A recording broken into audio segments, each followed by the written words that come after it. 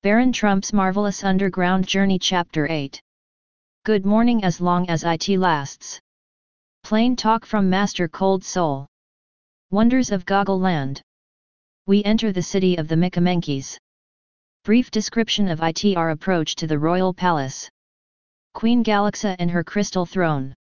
Master Cold Soul's tears.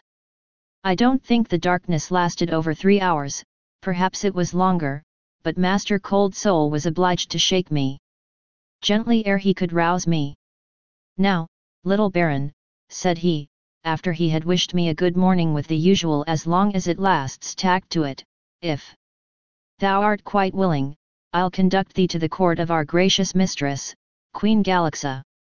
Our wise men have often discoursed to her concerning the upper world and the terrible sufferings of its people, exposed as they are to be first frozen by the pitiless cold and then burned by the scorching rays of what they call their sun, and she will no doubt deign to be pleased at sight of thee, although I must warn thee that thou art most uncomely, that thou seems so black and hard to me as scarcely to be human, but rather a bit of living earth or rock.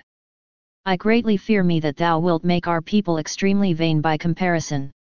Thy four-footed companion we know well by sight, having often seen his petrified image in the rocks of the dark chambers of our world.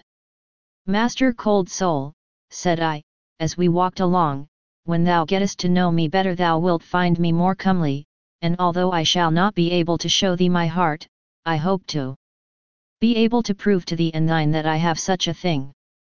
No doubt, little Baron, exclaimed Master Cold Soul, but be not offended.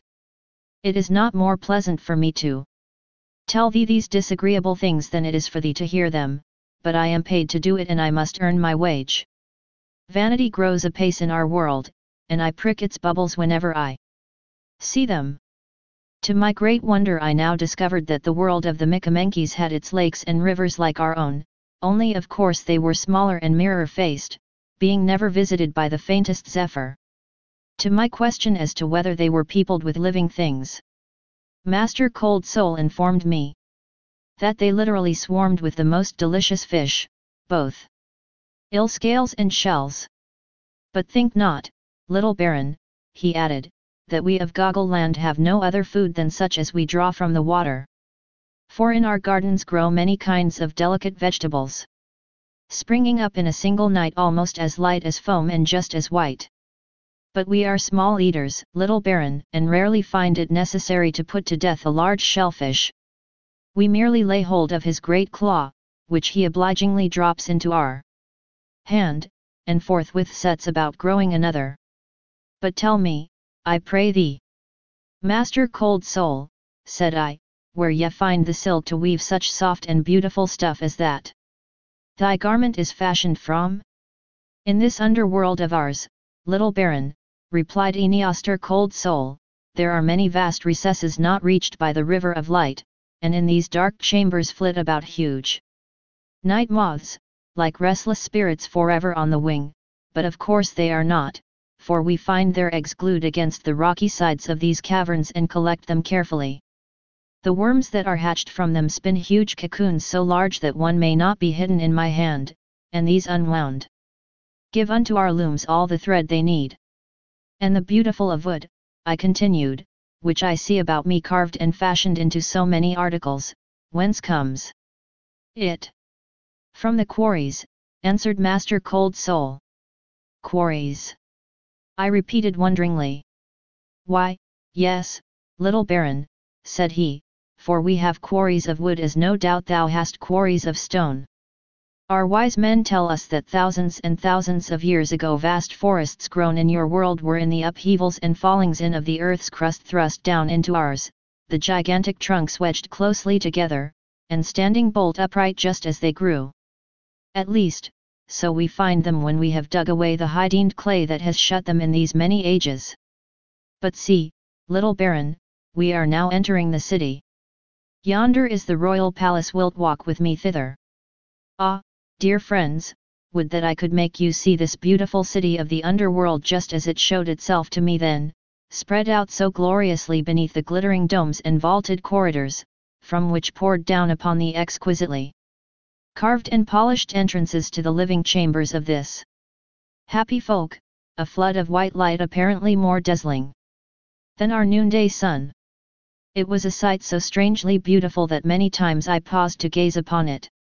Young and old, all clad in the same gracefully flowing garbs of silk, now purple, now royal blue, and now rich vermilion, were hurrying hither and thither, each armed with the inevitable black fan, and the baby face of each aglow with life and sweet content, while 100 fountains spring ing from crystal basins glistened in the dazzling white light, and 10 times 100 flags azed gonfalons hung listless but rich in splendor from invisible wires. Strange music came floating along from the gracefully shaped barges with silken awnings, which were gliding noiselessly over the surface of the winding river, the oars stirring the waters until the wake seemed a path through molten silver.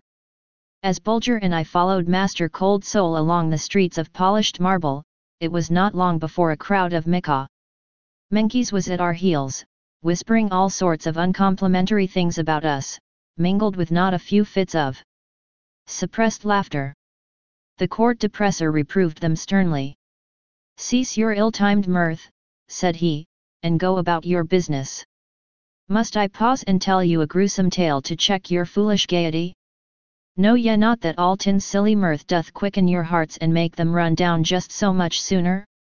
At these words of Master Cold Soul they fell back, and put an end to their giggling, but it was only for a moment, and by the time we reached the portal of the royal palace, a still louder and noisier crowd was close behind us.